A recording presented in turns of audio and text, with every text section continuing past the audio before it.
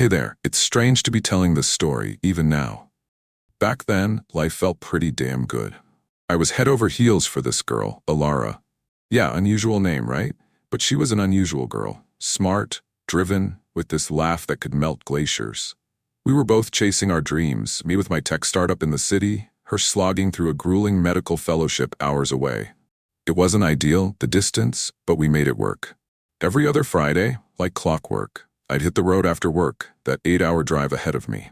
8 hours of podcasts, bad roadside coffee, and anticipation. See, Alara had this tiny apartment near the hospital. 1 bedroom, cramped kitchen, but I decked out the living room for her. Brand new sofa and armchair, top-of-the-line stuff. Figured she deserved a comfy space to unwind after those killer shifts. Funny thing is, that furniture might as well have been shrink-wrapped. We always ended up in her bedroom. Movies on her laptop, takeout containers piled up, falling asleep tangled in the sheets. It became a joke between us, the pristine, untouched living room. Museum pieces, I'd call them, making her laugh. That's what makes this whole thing so messed up.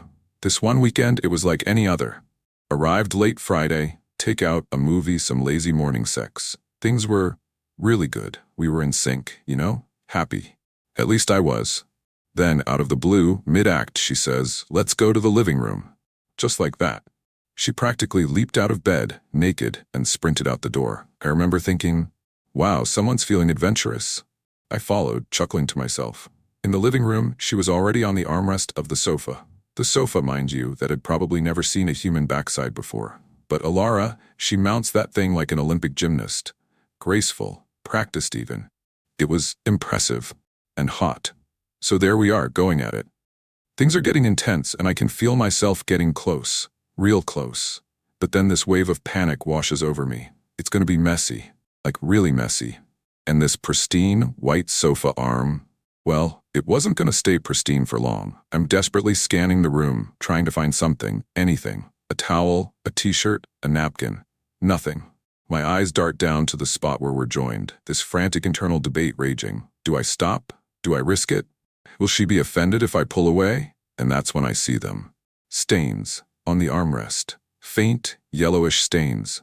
Definitely not mine. Definitely not from takeout. The world kind of tilted on its axis. All the blood drained from my face. I think I even made a noise, some strangled gasp.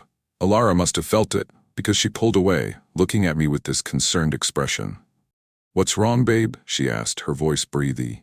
I couldn't speak. I just pointed, my finger trembling, at the damn stains. Her eyes followed my gesture, and for a moment, there was this flicker of something. Panic? Guilt? I couldn't quite place it. Then it was gone, replaced by this blank, almost innocent look. What? It's probably just, I don't know. Maybe I spilled something? She said, her voice a little too high-pitched. Spilled something? I managed to croak out. Alara, those are... I couldn't even finish the sentence. The word semen felt obscene in that moment, in that context. She scoffed, this theatrical eye roll. Don't be ridiculous, you're imagining things. But I wasn't. I knew what I saw, and in that instant, everything changed. The perfect girlfriend, the loving relationship, the trust, it all shattered into a million pieces. I stumbled back, pulling away from her, my stomach churning. She was still trying to play it cool, but the cracks were starting to show. Her eyes darted around the room, avoiding mine. Her voice wavered. "Come on, babe," she pleaded, reaching for me. "Let's just forget about it. It doesn't matter." But it did matter. It mattered a lot. It meant that everything I thought we had was a lie.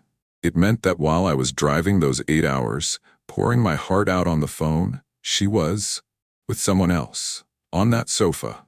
My sofa.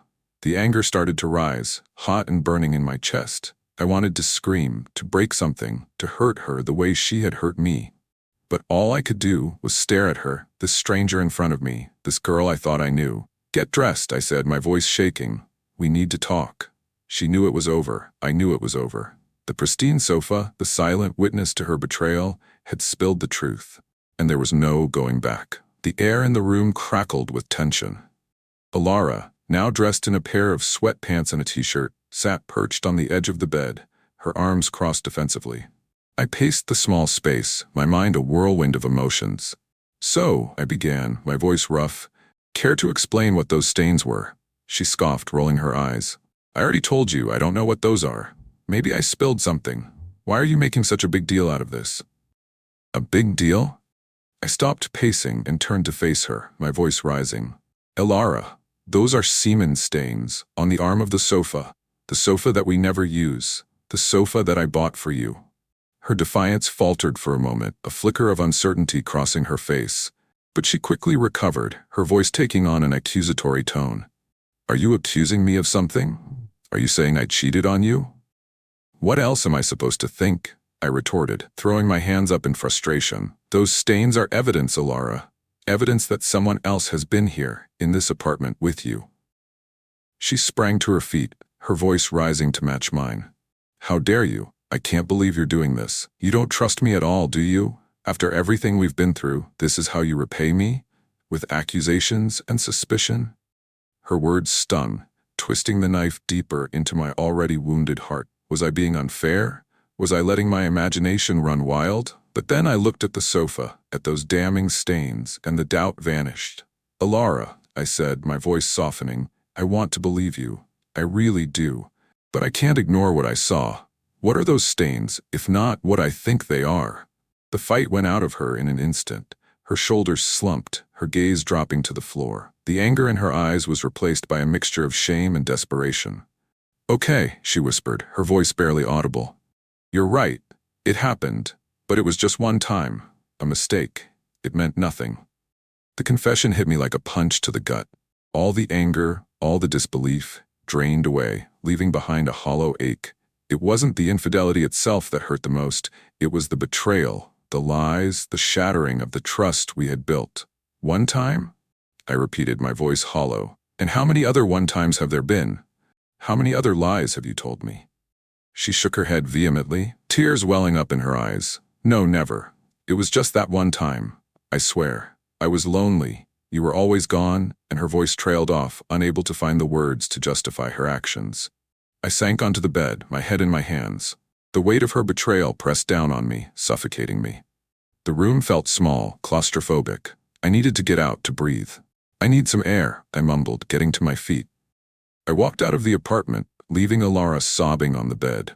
The cool night air hit me like a slap, offering a momentary respite from the emotional turmoil inside.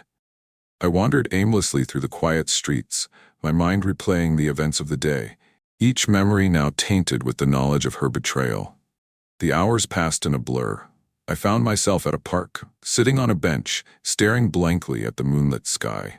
The questions swirled in my head, each one sharper than the last. Why? How could she do this to me? Was it my fault? Was I not enough? As the first rays of dawn painted the horizon, a sense of clarity washed over me. The anger had subsided, replaced by a profound sadness. But beneath the sadness, a flicker of resolve began to grow. I deserved better than this. I deserved someone who would cherish me, who would be honest with me, who would never betray my trust. I walked back to the apartment, my steps heavy, but my heart lighter. Elara was still asleep on the bed, her face stained with tears. I looked at her, at the woman I had loved, the woman I had thought I knew, and felt a pang of pity. But pity wasn't enough to salvage what we had. The damage was done, the trust irrevocably broken. I gently woke her up, my voice firm but gentle. Elara, we need to talk. She sat up, her eyes red and swollen. She looked at me with a mixture of hope and fear, as if waiting for a reprieve, a second chance. But I couldn't give her that. It's over, Elara, I said, my voice steady. I can't be with someone who lies to me, who betrays my trust. I deserve better than that. Her face crumpled, the tears flowing freely now. She pleaded, she apologized, she promised to change, but her words were empty, meaningless. The damage was done. I walked out of the apartment, leaving behind the remnants of a broken relationship, a shattered dream. The 8-hour drive back home was a blur of emotions, sadness, anger, regret. But as the miles passed, a sense of liberation began to grow. I was free. Free from the lies, free from the pain, free to start over. The car finally rolled to a stop in my driveway. The engine ticked as it cooled, a sound that mirrored the slow, hollow beat of my own heart. I sat there for a long moment, just staring at the familiar front door, dreading the inevitable confrontation with Elara that awaited me. Alex's words echoed in my mind, "You deserve better." He was right. I did. But saying the words and truly believing them were two different things. Years of being with Alara, of building a life together, even a long-distance one, had woven her into the fabric of my being. Cutting her out felt like it would leave a gaping hole, a raw wound that might never heal. But I knew I couldn't stay. Not after what I'd discovered. Not after the lies, the betrayal. Staying would be a slow form of self-destruction, a constant erosion of my self-worth. I took a deep breath, steeling myself for the task ahead. I stepped out of the car, the gravel crunching under my feet, each step a commitment to the decision I had made. Inside, the apartment was quiet. Too quiet. A knot of anxiety tightened in my stomach. Had she left? Was this some kind of twisted game? I found her in the bedroom, curled up on the bed, fast asleep. Her face was pale, her eyes puffy from crying. For a moment, a wave of tenderness washed over me. I remembered the girl I had fallen in love with, the girl with the infectious laugh and the bright, ambitious eyes. Where had she gone? I gently shook her awake. She stirred, her eyes fluttering open. When she saw me, a flicker of hope ignited in her gaze, quickly replaced by a deep sadness. "You came back," she whispered, her voice hoarse. "I did," I said, sitting down on the edge of the bed. "But not to stay." The hope in her eyes died. She knew what was coming. "I can't do this anymore, Alara," I continued, my voice firm but gentle. "I can't be with someone who isn't honest with me. Someone who breaks my trust." Tears welled up in her eyes. "I'm so sorry," she choked out. "I know I messed up. Please, give me another chance. I'll do anything to make it up to you." Her words were like a punch to the gut. I wanted to believe her, to give in to the desperate plea in her voice. But the memory of those stains, the cold, hard evidence of her betrayal, held me back. "I can't, Alara," I said, my voice cracking. "I just can't. The trust is gone, and without trust, there's nothing left." She broke down then, sobbing uncontrollably. I reached out to comfort her, but she flinched away as if my touch burned. "Please," she begged, "don't leave me. I love you." The words hung in the air, heavy with desperation, but they were too little, too late. The damage had been done. "I loved you too, Alara," I said, my voice thick with emotion. "But love isn't enough, not when it's built on lies." I stood up, my legs trembling. I took one last look at her, at the woman who had once been my world, and then I turned and walked away. The walk out of the apartment was the hardest thing I'd ever done. Each step felt like I was tearing a piece of myself away. But I knew it was the right thing to do. I had to choose myself, my own well-being, over a relationship that was beyond repair. Outside, the sun was shining, the birds were singing, the world seemed to be mocking my pain. But as I got into my car and started the engine, a strange sense of peace settled over me. It was over. The chapter was closed. And while the pain was still raw, I knew that I would heal. I would learn from this experience, grow from it, and emerge stronger on the other side. I drove away, leaving behind the remnants of a broken dream. But as I looked in the rearview mirror, I saw not just the apartment building disappearing in the distance, but also the ghost of the man I used to be. The man who was willing to settle for less than he deserved. That man was gone. And in his place was someone new, someone stronger, someone ready to embrace a future filled with honesty, trust, and genuine love. The drive back was a blur. 8 hours of highway hypnosis, fueled by coffee and a gnawing emptiness in my chest. I didn't bother with music or podcasts this time. The silence was better, allowing me to process the wreckage of my life. Back in my own apartment, the silence was deafening. It was a small place, a bachelor pad really, but it had always felt cozy, a sanctuary. Now it felt hollow, every corner a reminder of Alara's absence. I tossed my bag onto the couch, my own couch, thankfully stain-free, and headed straight for the shower. The hot water felt cleansing, washing away the grime of the journey and the lingering scent of betrayal. The next few weeks were a haze of work and whiskey. I threw myself into my startup, the long hours, a welcome distraction from the pain. Evenings were spent with Alex, usually at our favorite bar, drowning our sorrows in cheap beer and reminiscing about better times. He was a good friend, a solid rock in the storm. He didn't offer platitudes or false hope, he just listened, offered a shoulder to lean on, and occasionally reminded me that I was better off without Alara. Slowly, the sharp edges of the pain began to dull. The anger subsided, replaced by a quiet sadness. I started sleeping through the nightmares of stained sofas and tearful goodbyes fading into the background. I even started going to the gym again, the physical exertion a welcome release for the pent-up emotions. One evening, Alex dragged me to a party. I wasn't really in the mood for socializing, but he insisted. "You need to get out, man," he said. "Meet some new people, have some fun." The party was typical. Loud music, crowded rooms, the smell of cheap booze, and desperation hanging in the air. I was about to make my excuses and leave when I saw her. She was standing by the window, a quiet observer in the midst of the chaos. She had kind eyes, a warm smile, and an air of quiet confidence that drew me in. We talked for hours that night about everything and nothing. Her name was Maya, and she was a writer, her words flowing as easily as her laughter. I didn't tell her about Alara that night. It felt too soon, too raw. But as we spent more time together, I found myself opening up to her, sharing my pain, my vulnerability. She listened without judgment, offering empathy and understanding. Maya wasn't a replacement for Alara. She was different, her own person, with her own unique quirks and charms. And that, I realized, was a good thing. I wasn't trying to fill a void, to replace what I had lost. I was building something new, something better. It wasn't easy. The scars of Alara's betrayal lingered, making me hesitant, cautious. But Maya, with her patience and kindness, slowly chipped away at my defenses. She showed me that trust could be rebuilt, that love could be real, that I deserved to be happy. Months turned into a year, and the pain of the past faded into a distant memory. I was happy, truly happy. I had a fulfilling career, a great group of friends, and a woman who loved me for who I was, flaws and all.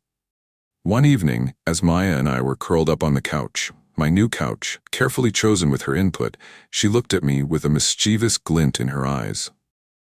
"You know," she said, "I've always wondered why you were so adamant about getting a dark-colored couch." I laughed, the memory of those stains on Ilara's pristine sofa flashing through my mind. "It's a long story," I said, pulling her closer. "But let's just say I learned my lesson about white furniture." We both laughed, the sound filling the room with warmth and joy. I looked at Maya, at her beautiful face and kind eyes, and felt a wave of gratitude wash over me. Alara's betrayal had been a painful experience, but it had led me to something better, something real. And for that, I would always be grateful. Years later, I found myself thinking back on that time, the time of the pristine sofa and the shattered trust. It felt like a lifetime ago, a distant memory from another life. I was sitting on my balcony, a glass of wine in hand, watching the sunset paint the sky in hues of orange and purple. Maya was inside, humming a cheerful tune as she cooked dinner. The familiar sounds of her presence, the warmth of her love surrounding me, were a stark contrast to the loneliness and despair I had felt back then. Alara's betrayal had been a crucible, forging me anew. It had forced me to confront my own insecurities, to recognize my self-worth, to understand that I deserved a love that was honest and true. It had been a painful lesson, but a necessary one. I raised my glass to the setting sun, a silent toast to the past and to the future. The past, with all its pain and heartbreak, had made me who I was today. And the future, with Maya by my side, was filled with promise and hope.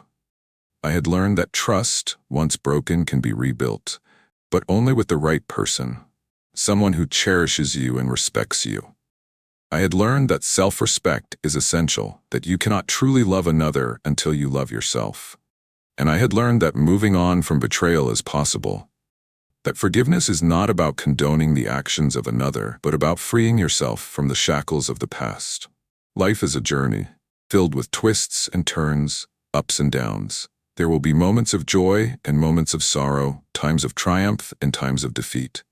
But through it all, remember this: you are stronger than you think, more resilient than you believe. Never settle for less than you deserve. Embrace the lessons life throws your way, and never give up on the possibility of love, happiness, and a new beginning. And to anyone out there who has ever been betrayed, who has ever felt the sting of broken trust, know this: you are not alone. You are worthy of love, you are capable of healing, and you will find happiness again. If this story resonated with you, hit that like button and share it with someone who needs to hear it. And remember, you deserve a love built on trust and honesty. Never settle for less.